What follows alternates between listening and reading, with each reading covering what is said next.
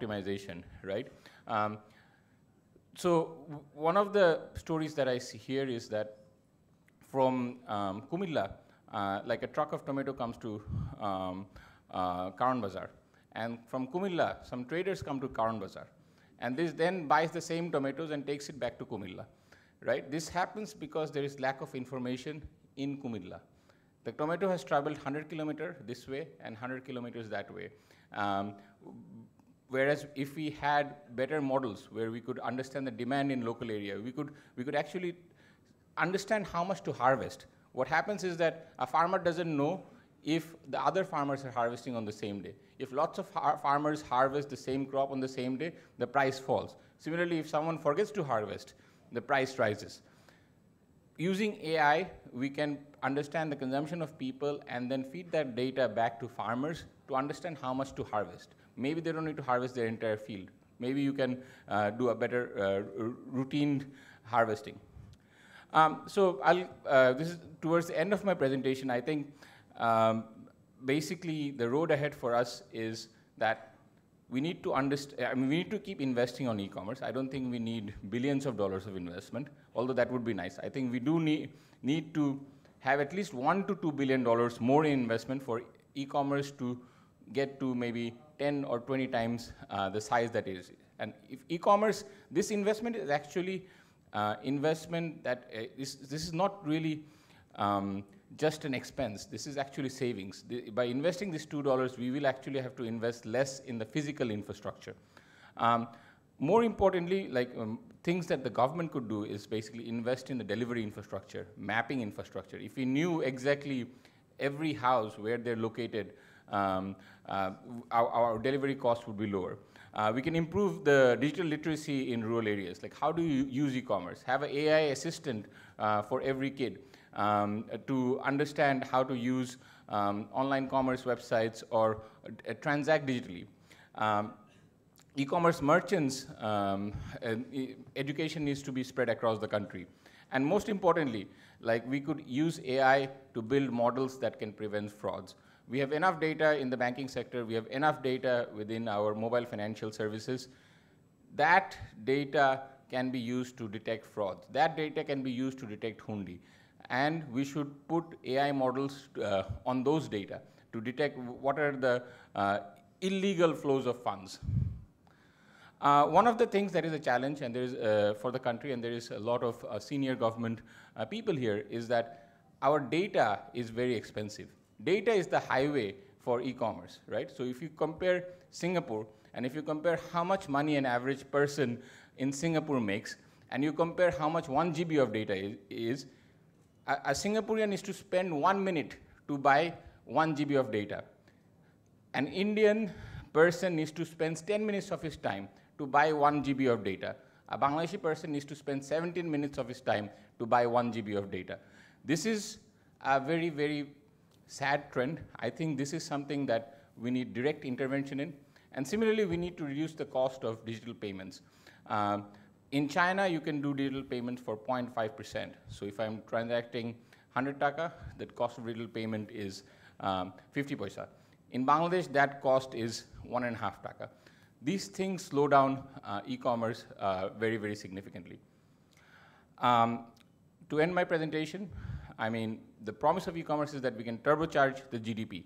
We don't have to invest as much in infrastructure, and we can wait for the infrastructures to come live. We can go faster if we invest in this sector. We can see a trend of de-urbanization. We will see pockets of manufacturing things grow up around the country and then distribute that, be able to distribute that. It's not like everyone has to come to a bazaar or a hat to sell their things. They can just go online. They don't have to travel every day. We will have jobs created in remote region. We will be able to reduce carbon footprint because you will not be transporting so much trucks. You will be planning your deliveries. That's it from me. Thank you. Thank you, Wasim, for a short but very effective presentation. As you can see, we started off this session being very interactive, how we readjusted the stage, right? So is there anybody else here who can help us with the stage? So আপনারাও যদি if we just move it a little bit. So we want this session to be very interactive, okay? So we will go through 2 rounds of questions for the panel, and then we'll go to some open questions from the audience. এবং আমার মনে হয় যদি আপনারা বাংলায়ও question করতে চান, it's absolutely fine. হ্যাঁ, বাংলায়ও আমরা কথা বলতে পারি. We have some foreign guests, so we want to keep most of the discussions in English because of them. So I'm actually happy. It's a very easy session for me to moderate because আপনারা এখানে যারা আছেন, almost everybody in Bangladesh is accustomed to e-commerce. We know a little bit of it. We have some experience transacting on e-commerce, right? Almost everybody has transacted or sold something on e-commerce. So we'll, is there anybody? Help with the chair. আপনার মনে হয় আমরা একটু এই পাশে চলে আসলে, if we can adjust ourselves on the stage, and then we can.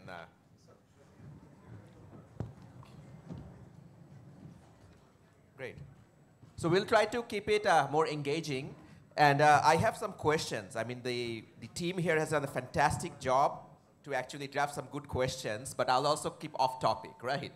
So I was talking to Wasim earlier. He was talking about how e-commerce can be a DPI. He was talking about how Chaldal can be a DPI. And I'm a little bit confused. How do you see Chaldal as a digital public infrastructure? Do you want to shed light on that? So we currently deal with about 10,000 tons of fresh produce every year. This is not a very high number, but it's also not a very low number. Like in terms of trucks, you're talking about maybe 1,000 trucks of fresh produce, large trucks of fresh produce. So we obviously deal with a lot of existing infrastructure, right? So we purchase something from cold storages, we purchase some things from Karan Bazaar, but we could actually skip these steps and go directly to farmers. And we could provide farmers with platforms where they can sell things. So think of digital Karan Bazaar, think of planned harvesting. So that is the direction in which I see that we can be a digital public infrastructure, because it is like not using roads. You're using the internet for communicating and transporting goods and so. You will still need road, but it will be a lot less usage. Now, that's an excellent explanation of how you see it as a DPI. And there are many startups in Bangladesh who are or e-commerce companies who are working this space that are actually acting as a public good in some sorts, right? We'll come to Jami now, the head of e-commerce of A2I, right? And you're working with several initiatives from A2I in digital commerce. So how do you see A2I working the DPI space sort of to connect the unreached, or sort of to connect the village level entrepreneurs to the e-commerce ecosystem? Thank you, Sami bhai. The A2I has this initiative called Shop, and it was designed from the get-go to be a DPI. The DPI idea itself is pretty new. United Nations has started talking about DPIs only, I think, around a couple of years. However, the public infrastructure to let the private entities build upon them was the core idea that Shop came up with. So the core infrastructure that we tried to push was a kind of a logistic aggregation system that we created with the digital logistic players of the country, like Paperfly, eCourier, and other organizations. And we also connected with the national carrier as well, which is Bangladesh Post. Zaid Nusa from Bangladesh Post is also here. He will elaborate more on that. And then we focused on the payments and other onboarding infrastructure for SMEs. Because Wasim bhai has already told about, the GDP growth, the phenomenal growth that Bangladesh has seen over last, let's say, decade or so, right? However, what fueled that GDP growth, we have to understand. Almost 1/3 of our GDP contribution comes from micro, small, and medium enterprises, or MSMEs. So we need to have, or we felt that we need to have an infrastructure, digital infrastructure, to bring those MSMEs into the digital domain or the digital commerce domain. And Shop actually tried to create such infrastructure. Till today, we have 180,000 active merchants working on Shop. We actually made the whole platform open source. So there is this term called DPG, or Digital Public Good. So there is a DPG Alliance, which UN is also a member for, and we applied for DPG status, and it was a very rigorous process. For almost a year, they went through our courts and everything, and I am very happy to say Acshop is the only approved DPG in the world, not even WooCommerce or other CMSs that we know about e-commerce. Acshop from Bangladesh is the only approved DPG in the world. So we achieved that, and we are hoping we should expand upon it in future in other countries as well. Oh, no, that's very good to know, and congrats on that. Thank you. Bringing Acshop as a digital public good. Right. Now, since you talked about DPG, we'll go to one of our online guests here, Dr. Salma Abbasi. Madam, are you connected with us? Can you hear us? Can we go to the Zoom, please?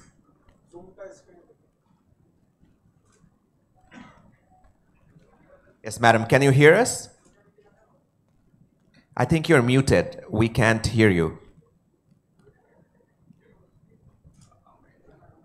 Or maybe on our end, let's the technical team quickly take a look at.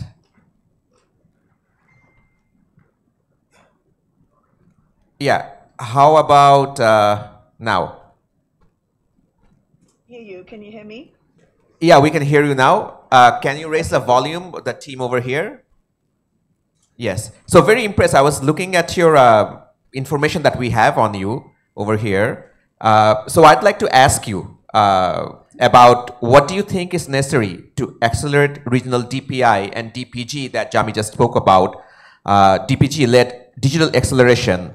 And I know that you are in several UN and IEEE committees as well. So who do you think needs to invest more, government or private sector, and how can international agencies like UN and or IEEE contribute to that? Well, first of all, thank you very much for the opportunity to be here today. I think you're asking an excellent question, and I think, as Jami just said, the focus on having international collaboration and having a DPG that is globally recognized, in which Bangladesh is leading the way, is the right way to go. As far as investment is concerned, we need to do both things that I think, I love the presentation, the opening remarks from the theme, we need to talk later.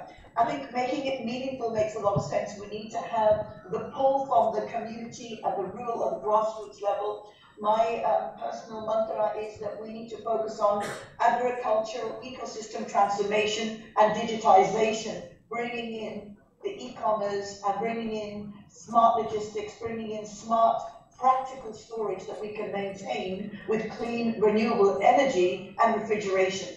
Number one, that will stop waste and start exciting more people to join from the public sector and engage and empower SMEs and MSMEs. That will address the issue of poverty.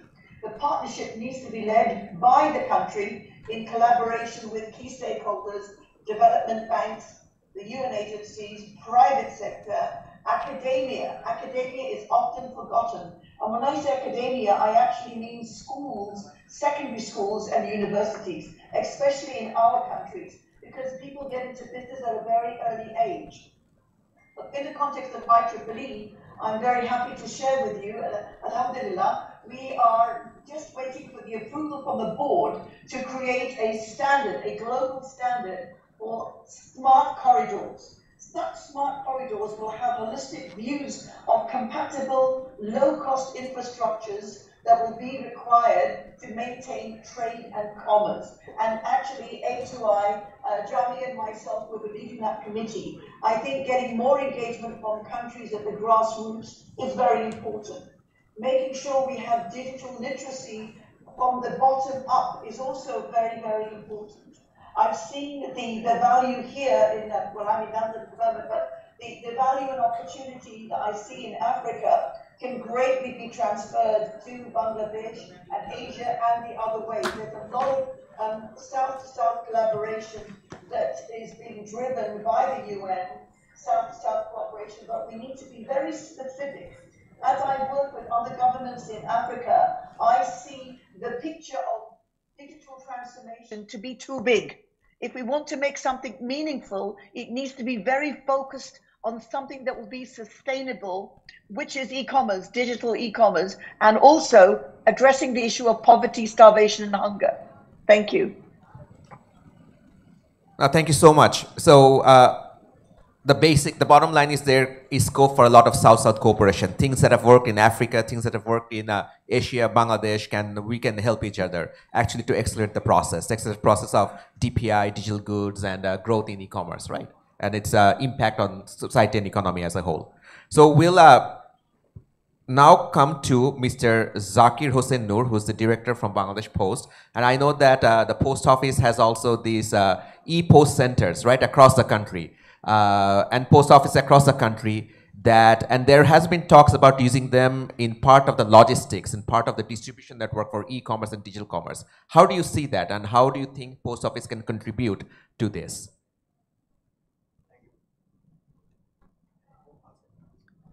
Thank you very much. Actually, you all know that Bangladesh Post Office has the greatest presence in every corner of the Bangladesh, and each and every person has an address, and post office is there to serve each and every person in each corner of the country. So, and we have e-post e-centers, and also our branch post offices also there. So our some in post e-centers, the entrepreneurs are working, and in the branch post offices, our existing workers are working. So we have huge scope to make a bridge between the supplier and the consumer, and it can flourish the e-commerce as well.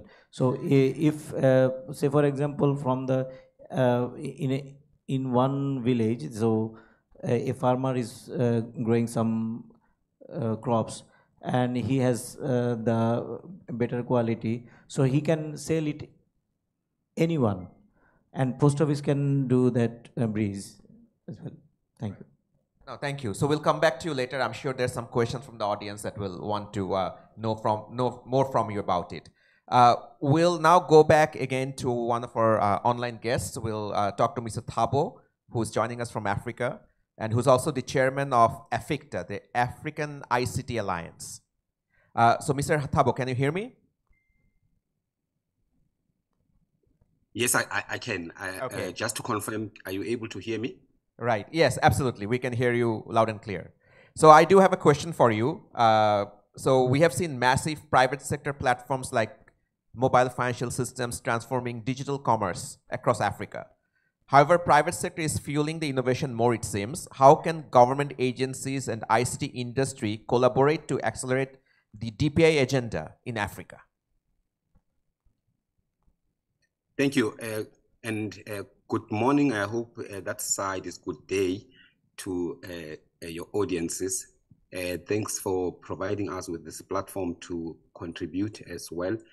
From a perspective of your question, the question is very much a very critical question that lies within our focus, where we speak about a multi-stakeholder engagement.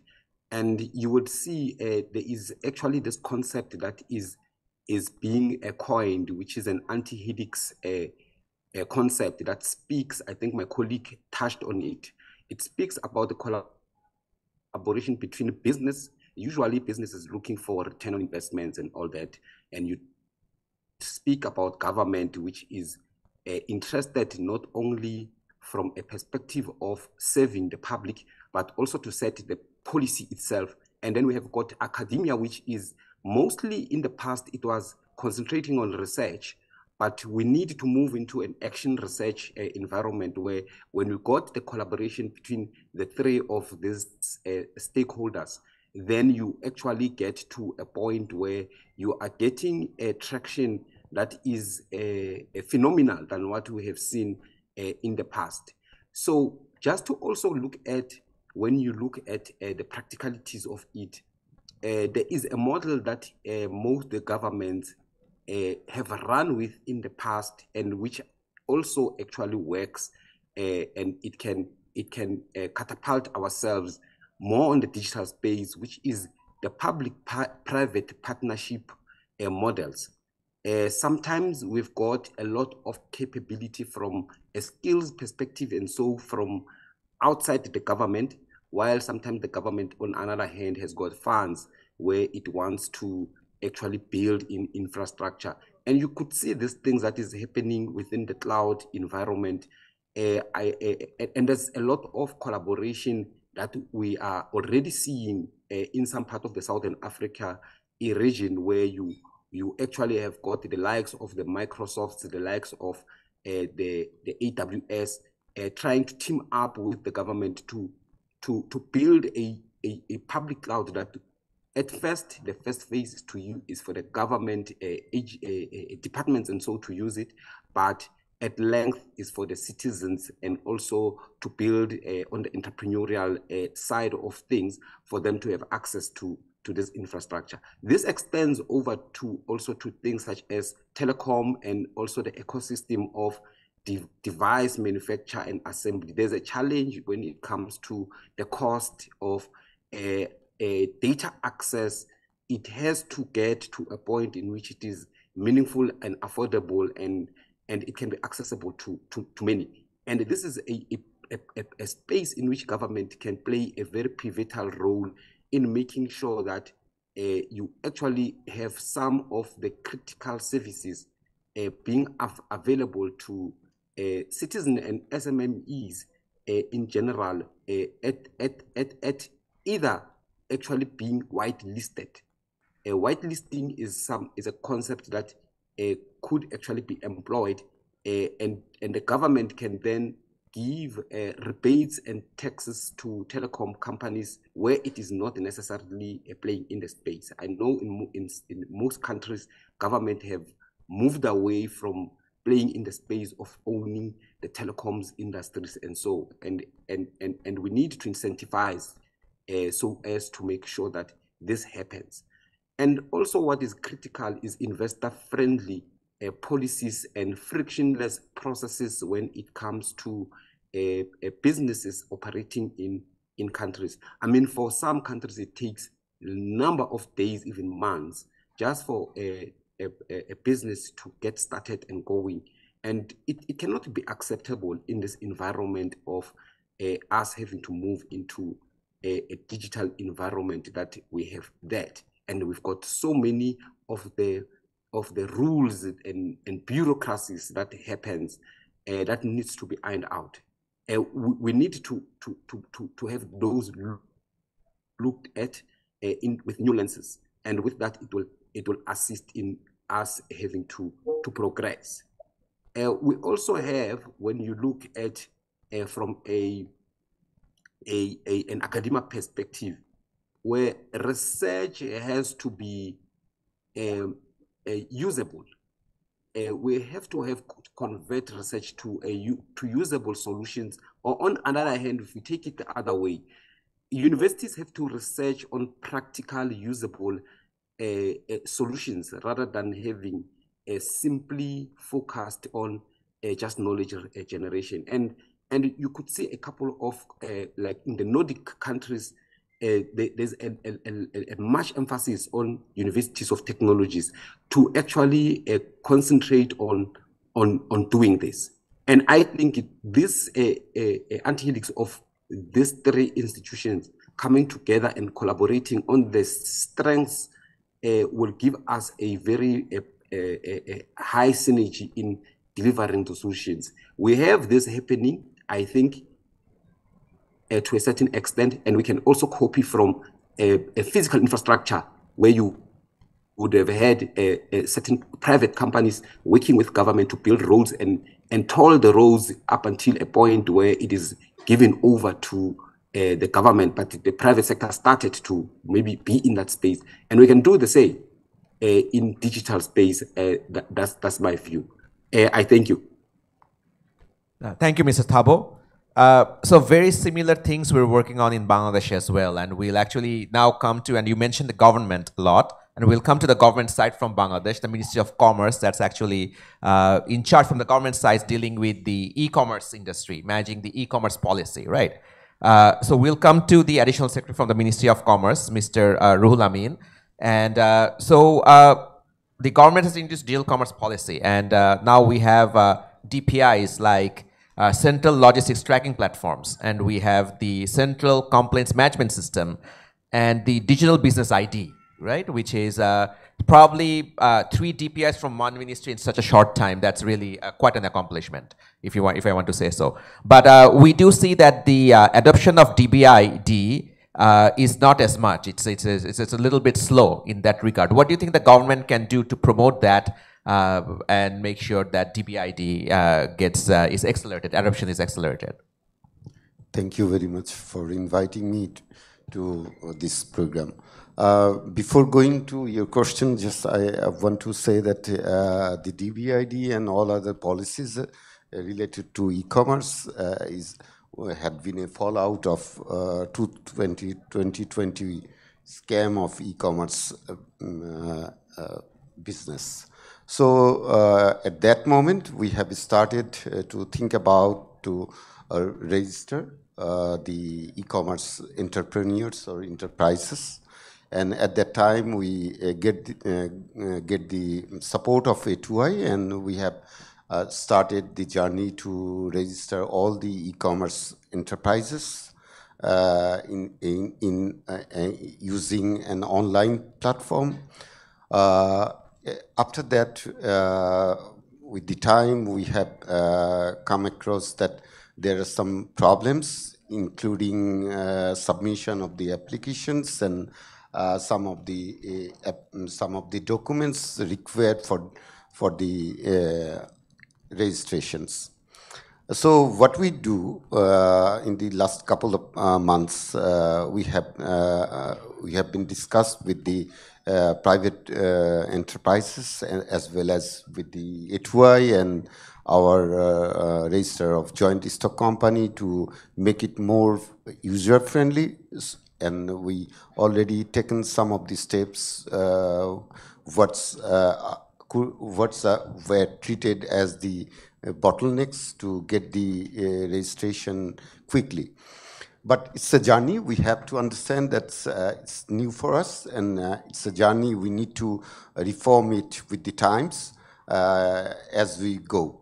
And there are still, we need to do some more things to make it more friendly. But I just want to mention here that we need to also keep in mind that there are differences among the enterprises. There are Chaldal, Daras, and there are some e-commerce entrepreneurs who are doing their business using the social media. And that's the tricky point, to make a balance between this more formalized institution and the informal way of doing e-commerce business. So we have to consider those challenges to develop our DBID, number one. Number two, what you said about the complaint management system and central logistic tracking system. It is yet to be finalized, but we are, with the help of A2I, we are developing the system so that the consumers have been confident that they have some places to go with their complaint, and even government can approach the enterprises to resolve the problems. And if we successfully implement the logistic tracking system, so far I could understand the complaint from the consumer side may be decreased, as it could be always under tracking to deliver the goods in time. Number three, as you know that we don't have any institution for looking after the digital commerce business. Temporarily, our register of joint stock company has been assigned to look after the business. Recently, we have we have been formulating a policy and enact an act which is called Digital Commerce Authority Act. It is under formulation, almost finalization of the draft. Hopefully, we'll posted it in our website within the next week, so that all the digital commerce enterprises and related all other organizations can look into it and make suggestion for two purposes. Number one, from the Commerce Ministry, we always want to support the business and want to facilitate the business. This is our prime objective. And then number two, we also keep in mind that from the consumer side, we need to have some sort of protection so that we can avoid malpractices from the concerned business house or even from the consumer. In doing this act, we already discussed with a lot of private organization as well as all other related government organizations, and there are lots of challenges because there are lots of ICT related act rules, regulation already in place. So we have to make a balance between those existing laws, acts, and regulations with the Digital Commerce Authority Act. Hopefully, this is our expectation that whenever the Digital Commerce Authority will be formed under this law, digital commerce business will have a different shape in terms of providing supports and some sort of discipline in this business. Thank you very much. Thank you so much. Thank you for sharing government's initiative to make the process much more easier and at the same time keeping the whole system accountable and transparent. We are pressed for time, but we'll go for some questions from the audience. If you have any questions, please raise your hand, introduce yourself, and just ask your question. We'll go to this gentleman first. Do we have any microphone, somebody with a microphone, or we can just, yeah.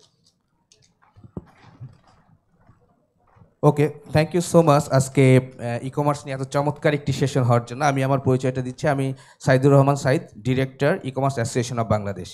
So আমার প্রশ্নটা হচ্ছে, post অফিসে যেহেতু একজন প্রতিনিধি আছে, আমরা already digital Bangladesh থেকে স্মার্ট বাংলাদেশে উন্নতি হয়েছি এবং ই কমার্সের আজকে যেই রেগুলেশন এবং ভবিষ্যতে যেই রেগুলেশনটা হবে, এটার ক্ষেত্রে কিন্তু পোস্ট অফিসের সবচেয়ে বড় একটা ভূমিকা আমাদের মধ্যে। কারণ লাস্ট মাইল ডেলিভারির জন্য এই মুহূর্তে সবচেয়ে বড় একটা স্ট্রাকচার শুধুমাত্র পোস্ট অফিসেরই আছে। সো পোস্ট অফিসের কাছে আমার যে কোশ্চেনটা, সেটা হচ্ছে আমাদের ই কমার্স উদ্যোক্তারা যখন কোনো, আমরা জানি যে ই পোস্ট অলরেডি আপনারা করেছেন, এটা আমাদের উদ্যোক্তাদের জন্য ভালো হয়েছে। বাট একটা জায়গায় আমরা প্রবলেম ফেস করি, সেটা হচ্ছে পোস্ট অফিসে যখন আমরা কোনো প্রোডাক্ট পাঠাই, তখন পোস্ট অফিসে একটা ম্যান্ডেটরি একটা জায়গা আছে, সেটা হচ্ছে পোস্ট কোড দিতে হয়। বাট আমাদের ই কমার্সের 95% অর্ডারই আসে যে পোস্ট কোড ছাড়া, অথবা এরকমও হয় যে অমুক জায়গায় এসে আমাকে ফোন দিবেন, আমি এসে প্রোডাক্টটা নিয়ে যাব। সো এই জায়গাটা কিন্তু অনেক বড় একটা চ্যালেঞ্জ। সো পোস্ট অফিস কিন্তু পারে এই চ্যালেঞ্জটাকে ওভারকাম করতে। সো আমার কাছে পোস্ট অফিসের কাছে একটা জিজ্ঞাসা, যেহেতু পোস্ট অফিস ই কমার্সের সবচেয়ে বড় ভূমিকা পালন করতে পারে, সো এই ক্ষেত্রে পোস্ট অফিসের এই প্রবলেমটা সলভ করার জন্য কোনো ডিজিটাল প্ল্যাটফর্ম বা ডিপিআই করার কোনো পরিকল্পনা আছে কিনা? Very good question. ধন্যবাদ আপনার এই চমৎকার কোয়েশ্চেনের জন্য। আসলে এই জিনিসটা খুবই এখন ক্রুশিয়াল যে এইটা সলভ করার জন্য আমাদের একটা পরিকল্পনা আছে। আমরা একটা অ্যাড্রেস ডেটাবেজ নামের আমরা যেটা করতে পারি, সেটা একটা ডিপিআই হতে পারে এবং যেখানে সমস্ত গ্রাহক তাদের একটি নির্দিষ্ট এখানে রেজিস্টার্ড থাকবে এবং যদি একটা স্ট্যান্ডার্ড অ্যাড্রেসিং সিস্টেম থাকে তাহলে এই প্রবলেমটা অনেকাংশে সলভ হয়ে যাবে। তো আমরা এই বিষয়টা নিয়ে কাজ করছি এবং আমরা এর সঙ্গেও এই বিষয়ে কথাবার্তা বলছি, এবং আমার কাছে মনে হয় যে এই প্রবলেমটাই অ্যাড্রেস ডেটাবেস একটি ডিপিআই হিসেবে ই কমার্স ইন্ডাস্ট্রিতে ব্যাপক ভূমিকা রাখতে পারবে, যাতে যারা সেলার তারা যেমন কাস্টমারদের ডেটাবেস বুঝবে। প্রথম বক্তব্যে আমরা জানতে পেরেছি যে তাদেরও অ্যানালিসিস করার একটা ওয়ে থাকবে, যে কোন কাস্টমার কোন জায়গায় তার অ্যাড্রেস, কীভাবে সে কীভাবে কোন জায়গায় মানে তার ডিমান্ড কতটুকু। এইটা আমার কাছে মনে হয় একটা ভালো ওয়ে হতে পারে যে অ্যাড্রেস ডেটাবেস ডিপিআই হিসেবে কাজ করবে। Thank you. Okay, good. Thank you. One more question. আমরা প্রথমে এই ডেস্কে এখানে যাব, আমাদের additional secretary from IC division. Good afternoon. বাংলায় চলে এসছে যখন বাংলাই বলি। আমি তরুণ শিকদার, অতিরিক্ত সচিব আইসিটি। আমি কি সামনে চলে আসবো? সবার পিছনে পড়ে যাচ্ছে। ওখান থেকে বলতে অসুবিধা নাই, দ্যাটস ফাইন। আচ্ছা, আমরা আসলে একটা ট্রানজিশনাল মোমেন্ট আছি অ্যাট দিস মোমেন্ট, কারণ ডিজিটাল বাংলাদেশ থেকে আমরা শিফট করছি স্মার্ট বাংলাদেশে। সময় মাত্র 17 বা 18 বছর সামনে। এই 17 বছরের মধ্যে আমাদেরকে টোটাল কার্যক্রমগুলোকে এগিয়ে নিয়ে আসতে হবে, এটা হচ্ছে আমাদের মূল কাজ। আমার প্রথম প্রশ্ন হচ্ছে, চাল ডাল বা দারা যেগুলোকে কি আমরা ডিপিআই বলছি? ওকে, ইটস ওয়ান কোয়েশ্চেন। যদি এগুলো ডিপিআই হয়, আমাদের গতকালকেও একটা ডিবেট ছিল এগুলো নিয়ে যে এটা ডিপিআই কিনা। তাহলে আমার চাল ডালের যিনি প্রতিনিধি একটা চমৎকার বিষয় উত্থাপন করেছেন, কারণ বাংলাদেশের জনসংখ্যা হচ্ছে 169 মিলিয়ন, 16-17 কোটি। এখন এই 16-17 কোটির জন্য একটা বড় বাজার কিন্তু বাংলাদেশ, যেমন উৎপাদন সেক্টরটা হতে পারে, একইভাবে বিক্রয়ের সেক্টরটা। সেই জায়গায় আমরা ই কমার্সকে কতটা কাজে লাগাতে পারি। সবচেয়ে বড় সমস্যা হচ্ছে আমার ই কমার্স নিয়ে কোনো নীতিমালাই ছিল না। এই গত বছর বা তার আগের বছরে যে ই কমার্সের একটা বড় ধরনের ঘাপলা ধরা পড়লো, ই ভ্যালি নাকি যেন প্রতিষ্ঠানটা, হ্যাঁ, তাদেরকে নিয়ে যখন ধরা পড়লো, তখন আমরা একটু নড়ে চড়ে বসলাম যে আমরা আসলে এই বিজনেসটা কীভাবে করছি। এই জায়গাতে কমার্স মিনিস্ট্রি এখন নীতিমালা বা আইন তৈরি করতে যাচ্ছে, সেটি একটি সবচেয়ে বড় বিষয়। দ্বিতীয়টি হচ্ছে আমার কোয়ালিটি। যে দেশে, আমার দেশে এখন ওষুধের মতো জিনিসও বিভিন্ন মুদি দোকানে বিক্রি হয় এবং সেখানে কারাপশান হয়, কারণ আমরা আটা দিয়ে ময়দা দিয়ে ক্যাপসুল তৈরি করেও আমরা বিক্রি করি। এই জায়গাগুলোতে আমাদের সবচেয়ে ধরবার বড় জায়গাটি রয়ে গেছে। আমাদের মধ্যবিত্ত ট্রেন্ডটা হচ্ছে যে আমরা যেটা দেখি, এবং আমাদের কেনাকাটার ক্ষেত্রে আমাদের বোনেরা আছে দোকানে যে 100টা শাড়ি দেখবে, ফেলে দিবে, তারপরে একটা সেখান থেকে চুজ করবে, তাকে সন্তুষ্ট করাটা খুব কঠিন। ছবিতে যে জিনিসটা দেখা যায়, একটা ছবি দেখলে খুব সুন্দর লাগে, কিন্তু আমরা ই কমার্সে যেটা করছি, ছবিটা দেখি আমি যে প্রোডাক্টটা আমার দর্শকের, আমার ক্রেতার, আলটিমেট ক্রেতার হাতে তুলে দিচ্ছি, এন্ড ইউজারের হাতে, সেটার ডিফারেন্সটা কিন্তু অনেক বড়। কোয়ালিটির ক্ষেত্রে দুইটা, একটা হচ্ছে আমি চাক্ষুষভাবে ওই ছবি দেখে আমি অভ্যস্ত ছি না, এত সুন্দর একটা শাড়ি দেখলাম, অথচ এখানে আমি এত খারাপ কালার করতে আসলে, এ হচ্ছে একটা প্রথম ধাক্কা, চ্যালেঞ্জ। দ্বিতীয়টা হচ্ছে আমার এন্টারপ্রেনিউর যে, তিনিও আমার সঙ্গে কারাপ্ট করছেন, তিনি আমাকে প্রকৃত জিনিসটি দিচ্ছেন না, আমাকে দেখাচ্ছেন একটা, দিচ্ছেন না একটা। এই জায়গায় ভেরিফিকেশান যখন আমি করতে যাচ্ছি, তখন আমি একটা বড় বিপদে পড়ছি। আমি দারাজের উদাহরণই দিই, যদি দারাজ কিছু মনে না করেন। গতকালকেই একটা ইমেল আসছে আমার যে ফার্স্ট ইউজার হিসেবে you have a gift for 3 items 599 না কত সামথিং, এরকম একটাই অনেকেই বোধহয় পেয়েছেন। তা আমি ভাবছি যে দেখি কি কেনা যায়, খুঁজে খুঁজে দেখলাম যে সব জিনিসই ঘরে আছে, আর দরকার নাই। হঠাৎ আমার এক কলিগের ছেলে কালকে রাত্রে আমার বাসায় দাওয়াত ছিল, আসছে, এসে বলে যে আঙ্কেল আমাকে দারাজ যেভাবে বিরক্ত করলো, আমি তো খুব ফেড আপ। বলে কী হয়েছে? বলে এরকম 3টা প্রোডাক্ট কিনেছি, ওই দিন ও বাড়িতে ছিল, 3টা প্রোডাক্ট আসছে, প্যাকেটটা আমার দারোয়ান রিসিভ করেছে, রিসিভ করে খুললো। আমি কি খারাপ কিছু বলছি কিনা? তাহলে আমি, কারণ ইটস ওপেন ফোরাম। আচ্ছা, তো তখন সে এটা খুলে দেখে যে 2টা প্রোডাক্ট। তখন ওই যে সেলসম্যান যিনি আসছেন বলে যে আপনি এটা আমাকে একটু 7 দিন পর্যন্ত কমপ্লেন করতে পারবেন, আপনি যদি আমাকে এখন কমপ্লেন করেন তাহলে আমি রিসিভ না করেন তাহলে আমার চাকরিটা চলে যাবে। ও মানবিক কারণে তাকে, ঠিক আছে আমি ইয়ে করছি, ফোন করছে, 12টা ফোন কল করেছে সে, এই ফোন কল রেকর্ড হয় না।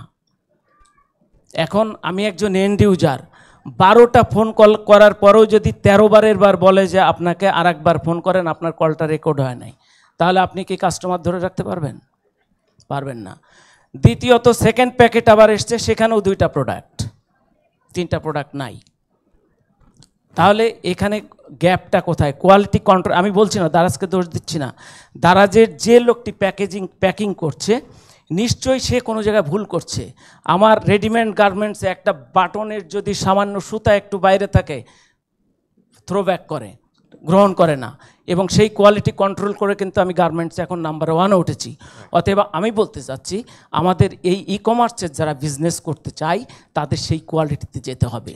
একই সঙ্গে রিসার্চ কোয়ালিটিটা, উনি যেটা বলেছেন যে আমি বেনাপোল বর্ডার দিয়ে পেঁয়াজ আমদানি করে চিটাগাং পাঠাচ্ছি, সেই চিটাগাং আবার এন্ড ইউজারের জন্য সাতক্ষীরার সাথে পাঠাচ্ছি, যশোরের বেনাপোলে পাঠাচ্ছি ইউজ করবার জন্যে।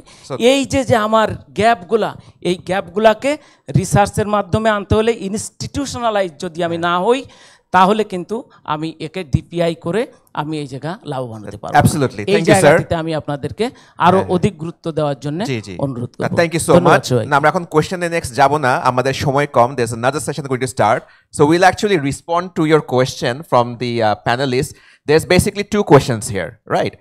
One is, and we asked yesterday also, is Facebook and WhatsApp that people not only use for social communication, but 30 million, 40 million people in Bangladesh is using to do business of various sorts, right? Can be considered DPI? And the second question, he raised a lot of problems in the e-commerce sector. Can DPI and AI play a role to address these issues? So anybody from the panel wants to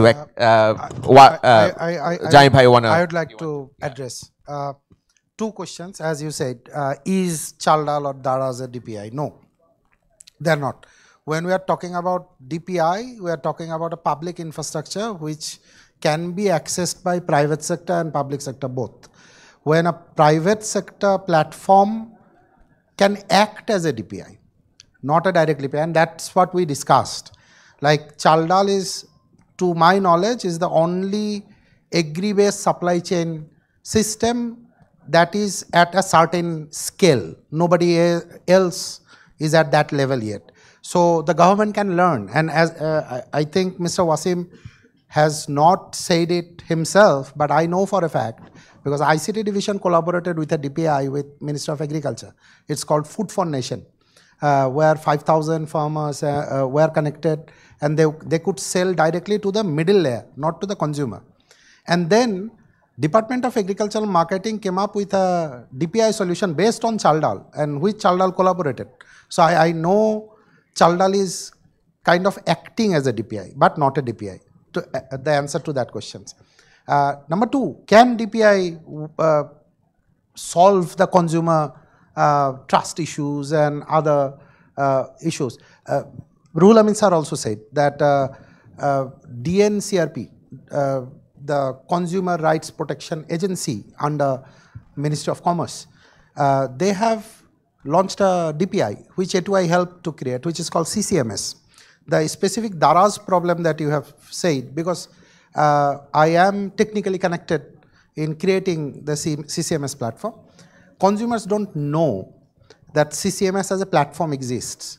If you just go to CCMS, it's an app or a web also, you just do one single complaint that I ordered in Daraz, this was the problem, and there is a policy and a automated checklist that within 3 days Daraz needs to solve it. If it's not solved within 3 days, then it automatically goes into DNCRP as a case.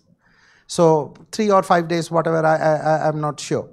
So what happened, our data shows that in last 1 year, there were around 400 something complaints that came to CCMS for Daraz specifically, and the solution rate is more than actually 90%.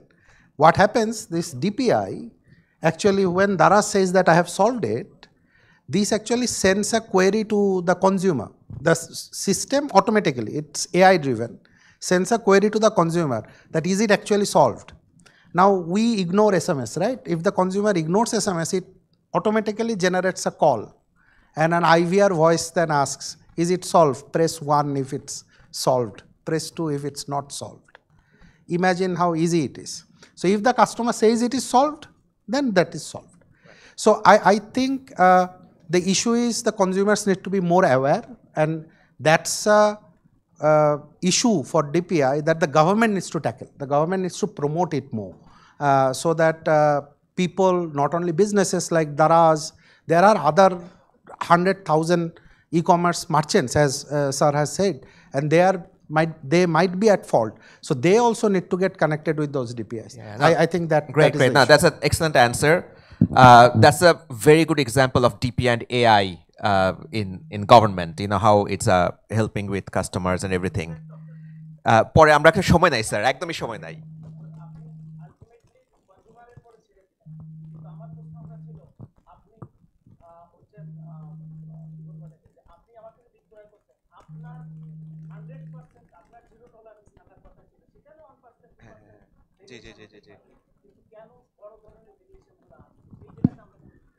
মানে ইস্যুটা হচ্ছে কি data. আমি একটু সহজ করে বলি, যেমন দেখেন আমরা যখন কথা বলি ভ্যারিয়েশন নিয়ে, তখন আমরা কিন্তু একটা কেস নিয়ে কথা বলি। আমি যদি ডেটার পয়েন্ট অফ ভিউ থেকে বলি, বাংলাদেশে প্রতিদিন 4.25 লক্ষ ই-কমার্স ডেলিভারি হয় এভরিডে। এর ভিতরে 2.25 লক্ষর কাছাকাছি ধরেন বড় প্ল্যাটফর্ম যারা আছে, চাল ডাল দারাজ অন্য এরা 2 লাখের মতো করে, ফেসবুক টেসবুক এরা মিলে বাকি 2 লাখ করতেছে। আমরা কি অ্যাকচুয়ালি জানি যে এর ভিতরে আসলে ভ্যারিয়েশন সমস্যা কত পার্সেন্ট হচ্ছে? এক্স্যাক্টলি। সো অনেক ক্ষেত্রে না আমাদের পলিসি চিন্তাটা যদি আমার কাছে ডেটা না থাকে, তাহলে এটা কিন্তু একদিকে ভারী হয়ে যায়। তো সিসিএমএস সিএলটিপি প্ল্যাটফর্মগুলো তৈরি করা হচ্ছে যেন ওই ডেটাটা আসে। যে সমস্যাটা আমাদের 2 বছর আগে হয়েছিল, ব্যাকগ্রাউন্ডটা হচ্ছে 17,000 অভিযোগ ছিল, কিন্তু অভিযোগ ছিল খাতায় কলমে। সুতরাং ওই অভিযোগ রেসপন্ড হতো, সলভ হয়ে যেত খাতায় কলমে, কেউ আর জানতো না, ফলে ট্রেন্ড সরকার বুঝতে পারেনি। এখন যেটা হচ্ছে যে যদি ডেটাটা আসে, তাহলে কিন্তু আপনিও তখন কনফিডেন্স নিয়ে বলতে পারবেন যে আচ্ছা that was an outlier maybe, or সমস্যাটা আসলে 5%-এর কম, অথবা সমস্যাটা 20%-এর বেশি। এটা নিয়ে ই কমার্স প্ল্যাটফর্মের কাজ করতে হবে। তো আমরা আসলে ওই ডেটার জায়গাটাতে এখন বসে আছি। That's very good response. Plus the DPI will also address where the government agency will talk to the e-commerce platforms and manage it, right? But I know it's a very engaging session. We see 10 hands in the audience, but unfortunately we don't have time. We have to finish our session because there's a session after this that needs to be completed before lunch.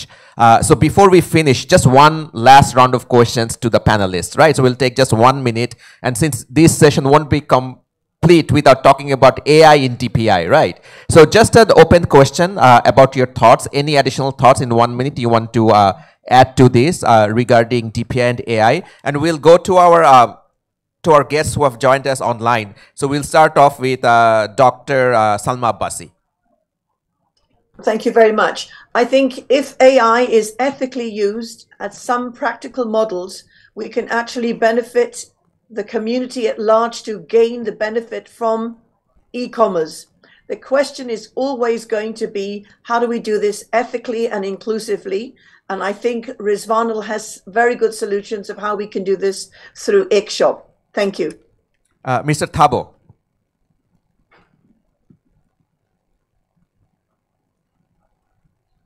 Thank you. Much appreciated.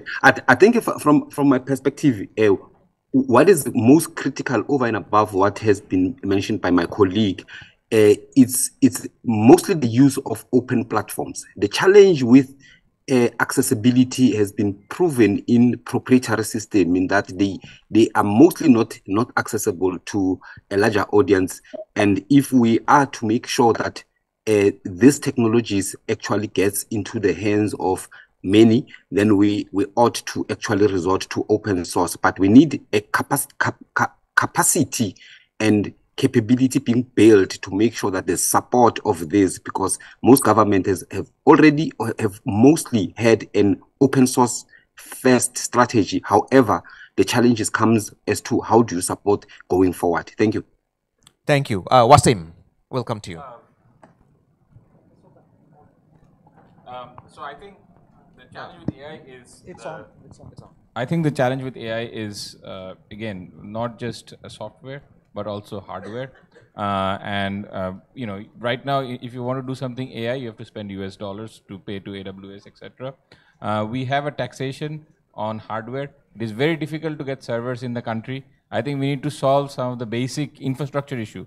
Like let the servers, let the GPUs come into the country without restriction. It cannot take us 6 months to import servers and GPUs. So let us solve those kind of infrastructure issues.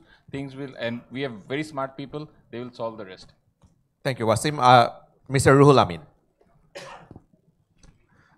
আমার প্রথমে একটা ইয়ে হচ্ছে DPI নিয়ে যে whether any private platform could be treated as DPI or a public one. I mean, what he said is from the government side. To me, it's really the time to consider differently. If Alibaba is not a public platform, who else will be? So we need to think about it. আমাদের দেশে private ইনভেস্টমেন্টটা দরকার, এখন সরকারি সমস্ত investment করে দিবে সেই ধারণা থেকে বোধহয় সরে আসা দরকার। আমাদের মনে হয় যে বড় বড় কোম্পানি আমাদের দেশে, ফর এক্সাম্পল এসেনশিয়াল কমোডিটিতে 5টা-7টা বাংলাদেশে বড় কোম্পানি, গ্রুপ অফ কোম্পানিজ আছে যে বাংলাদেশের হোল সাপ্লাই চেইন ম্যানেজমেন্ট করে। এখন এইটাকে তো আমাদের পাবলিক প্ল্যাটফর্ম বা পাবলিক ডেলিভারি সিস্টেমের মধ্যেই আনতে হবে। এটাকে প্রাইভেটলি শুধু বিবেচনা করলেই হবে না, তাহলে আমাদের অনেক রকম সমস্যা ভবিষ্যতেও ফেস করতে হবে এবং এটা মানে আসলে রিকনসিডার করা দরকার বলে আমার ব্যক্তিগতভাবে আমি মনে করি। আর এআই নিয়ে তো ইউটিলিটির নিয়ে তো কোনো প্রশ্ন নেই, প্রশ্ন হচ্ছে যে আমরা weather we are ready for that or not, এবং আমাদের এই ক্ষেত্রে কি করণীয় আছে, কোথায় অবস্টাকলস আছে সেগুলো চিহ্নিত করা দরকার। যেমন উনি ট্যাক্সের ইস্যুর কথা বললেন, সেটা চিহ্নিত করা দরকার। কোথাও যদি কোনো গভর্নমেন্ট সাইড থেকে ফ্যাসিলিটিস দরকার হয় কোথাও, সেটা মানে খুবই নির্দিষ্টভাবে বলতে হবে যে কোথায় কোথায় আমাদের ইন্টারভেনশনটা দরকার, তাহলে আমরা সেটার বিষয়ে খেয়াল রাখতে পারি।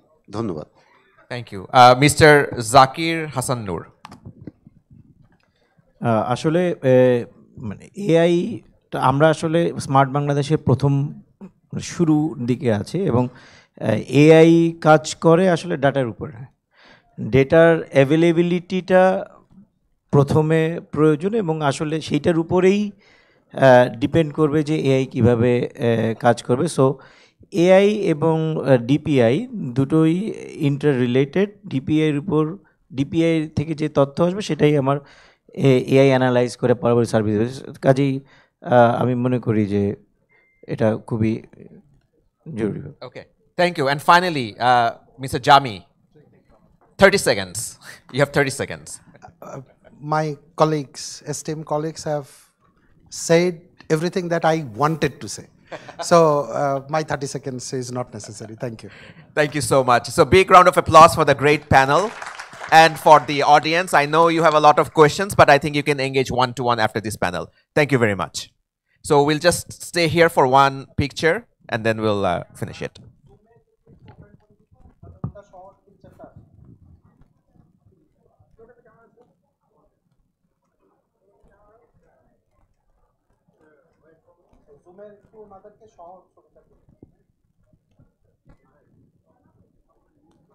Zoom ki bondo kore disen. Professor Abbasi will just take a picture together.